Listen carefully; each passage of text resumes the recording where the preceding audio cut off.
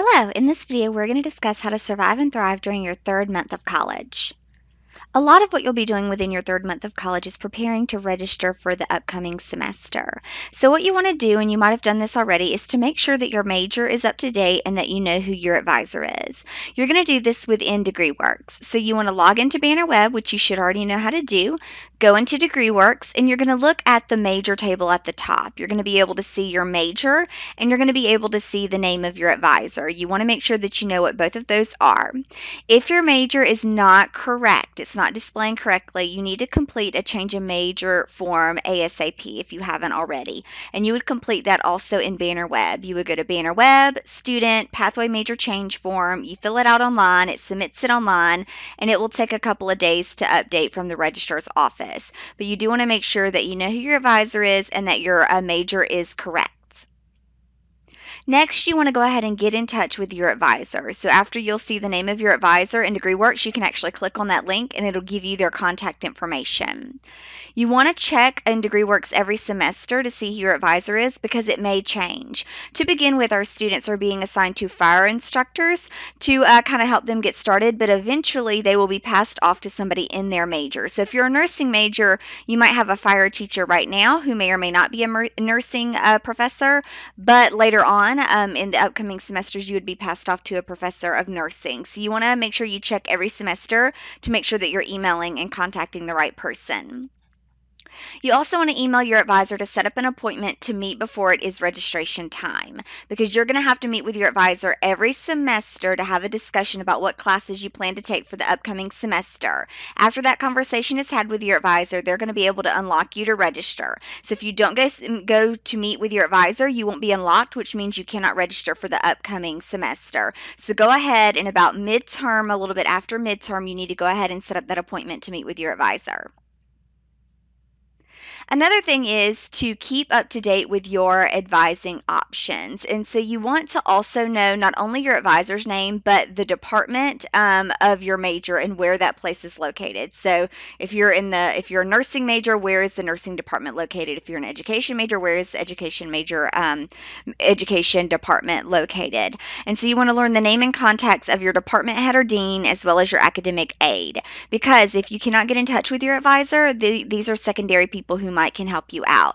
So you can find this by looking at our campus directory. If you go to our website, scroll to the bottom of the page and view campus directory, you'll be able to look up and see who is over biology, who's over math, who's over education, and go ahead and keep those names in your planner as well as backups if you need to contact someone and you can't get in touch with your advisor. Also know that some majors and departments do what is called group advising. So instead of having to go meet individually with your advisor, you can come to a group advising session and they kind of advise you as a group. So in that case, you want to check your Gordon email to make sure that you get those dates. So if your department or your major does that, they'll send you some dates via email and you want to make sure to attend one of those. So make sure to check your Gordon email daily. Next, you want to get ready for registration. So before you go and meet with your advisor, you want to do a couple of things as well. And these are going to be the steps you need to do before you begin to register. So first, you want to look at your DegreeWorks and program map to determine what classes you need to take. And we'll talk about more of those in a minute. Second of all, you want to meet with your advisor to get unlocked, which we just discussed.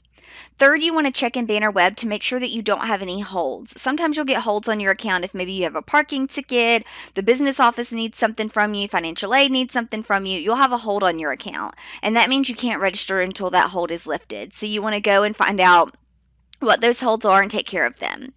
Then you would wait for your time ticket. We don't allow all of our students to register on the same day and same time, so each student gets a time ticket, and it's based upon how many credit hours that they've earned, so basically how many classes that they've passed. So those who have been here longer and have more credit hours get to register first because they have less number of classes to take, while those that are new students register later. So again, you want to do those three things. Look at your DegreeWorks and program map, get in touch with your advisor and get unlocked, check and make sure you don't have any holds, and then wait for your time ticket. You want to do this in a timely manner because you're going to register for spring classes. Spring classes begin in January, but you're actually registering for those classes in October and November. Summer and fall classes, summer usually starts in May. Fall classes start in August, but you're going to register for those classes back in March and April. So again, you're doing this a couple of months early, so you want to kind of be proactive. So to find out if you have any holds, you want to go into Banner Web and you want to click on the check my registration status. That will tell you if you have any holds on your account and what those holds are. You want to make sure you address them before it's time to register. If you want to know what your registration time ticket is, you can go into Banner Web registration, pick the term, and then see your registration time ticket. It'll tell you the first time you can register.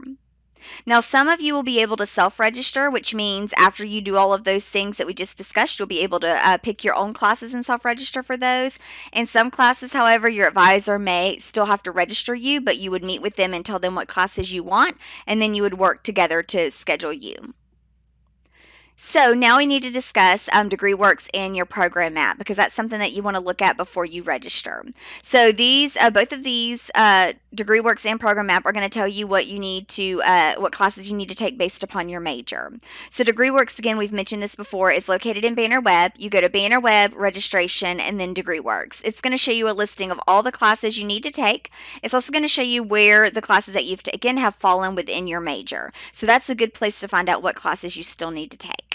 Your program map is going to be located in the academic catalog. So you can go to the My Gordon tab on the website, choose academic catalog, and then choose the program. It can be an associate or bachelor depending on what you're trying to do, and you want to look up the program map for that. And this is an image of what the program map would look like.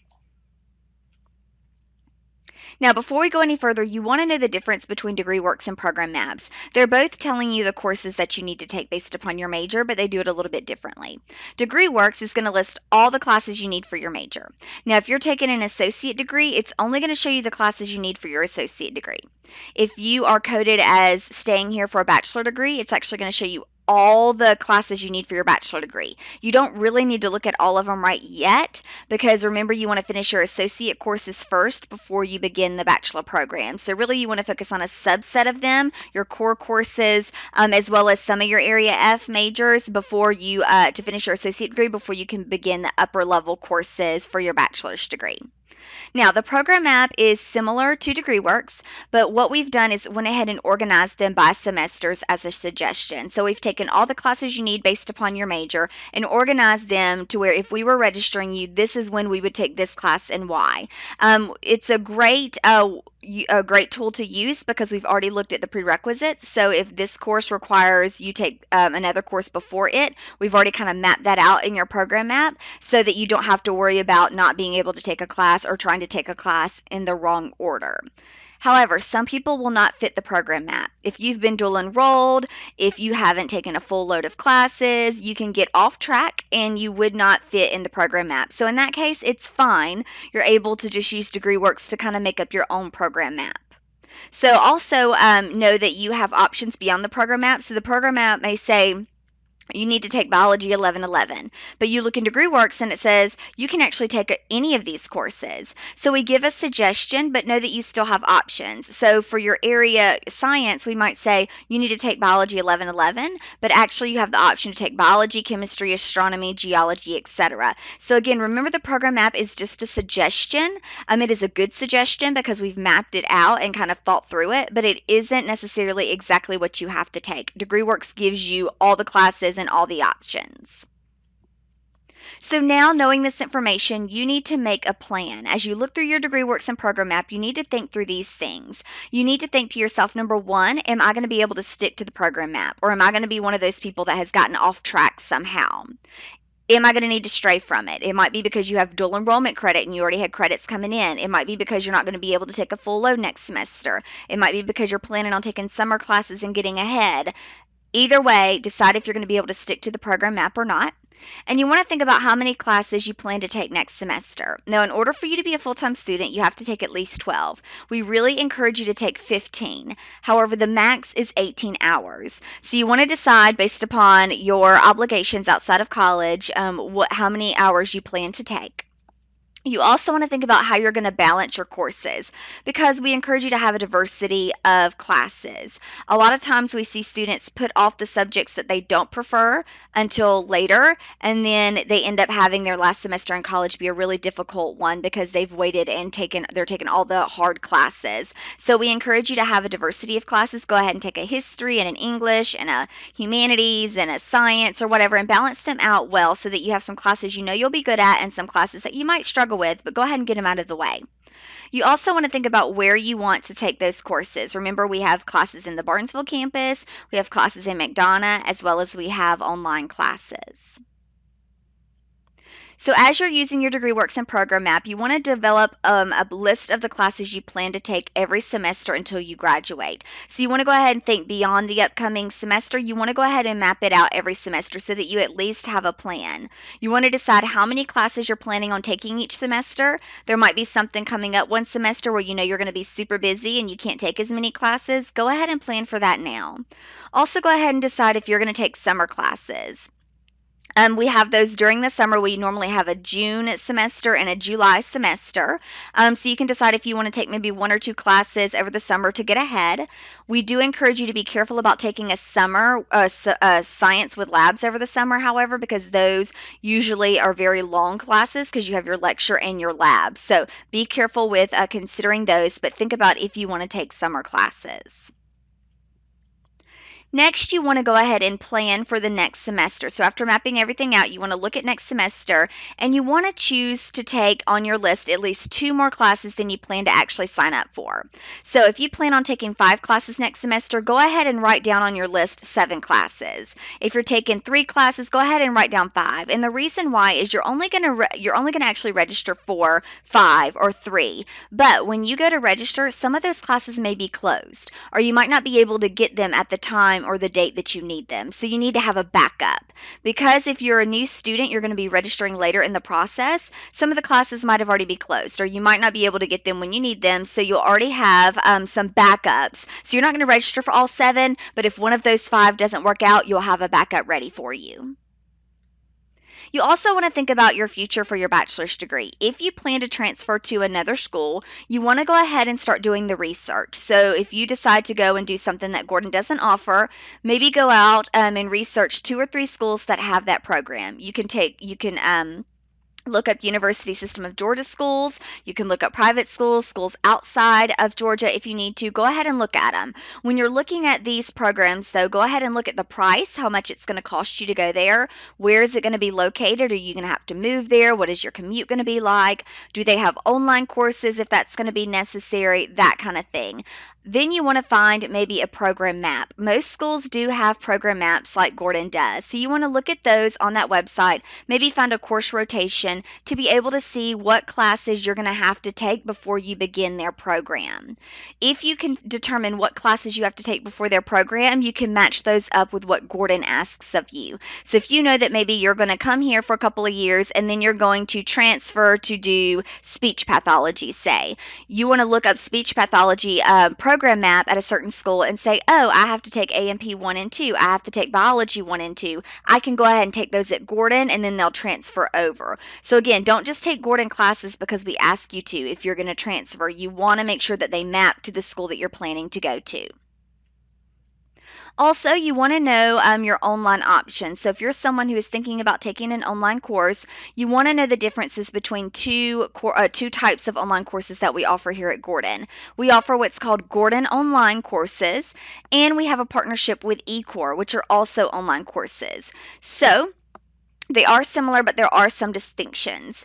First of all, the Gordon Online provides core courses as some as Area F, so you might be able to take some major level courses via Gordon Online courses. E-core courses are only going to be your core area, so your Englishes, your maths, your histories, your sciences, those types of things. They're not going to do your core courses, so they're not going to do education, nursing, those types of things. They're only going to do the core courses. If you do decide to take one or the other, know that Gordon Online runs through our Gordon D2L learning management system. eCore runs through a different D2L called GoView. Now, they look the same, they behave the same, but they're just 2 separate portals that you're logging into. do. Having said that, you're going to use two different credentials to log in. You're going to use your Gordon email and username to get into Gordon's D2L. If you sign up for an eCore course, you're going to use a special username and password to be able to get into GoView. Know that Gordon Online Courses follows Gordon's calendar in terms of start date, end date, breaks, final exams, that kind of thing. eCore doesn't necessarily follow Gordon's calendar, so their start date, their end date, their breaks, their final exams might be different, so you want to definitely consult their schedule. Gordon Online Courses are taught only by Gordon instructors. eCore is a partnership with the entire USG system, so your professor might be teaching at another USG institution. So they might be from West Georgia, Columbus, Middle Georgia, Valdosta, etc. So they might not have an office on this campus. Gordon Online courses are going to be made up of only Gordon students, while eCore courses might be made up of other students in the USG system. So you might have some students in your class from UGA, some from Columbus, some from Valdosta, which is okay because it's all online anyway. Both of them, however, are covered by financial aid. So Gordon Online and eCore can be paid for via your financial aid. They both appear on your transcript the same. So you're getting the same credit. It's just the mode of delivery that you're using. So there's links here that if you want to look more at eCore, you can go ahead and do so. Do know that if you plan to take and register for an eCore course, you are going to need to complete the e-learning quiz and intro quiz, and there's the link for that. You want to complete that first. Once you complete it, it's going to ask you to fill out a form. Once you fill out the form, it'll take 24 hours for a hold to be taken off of your account to allow you to register for your eCore course for the first time. After you've registered for an eCore course, you don't have to retake that intro quiz, but the intro quiz just kind of gives you an idea of what to expect in an eCore course. So if you do plan on registering for an online eCore course, you want to go ahead and do that intro quiz 24 hours before you register. So that was a lot of information. Again, most of it did lean towards registering and getting prepared to sign up for classes and getting advised, but that is what you want to focus on during your third month of college.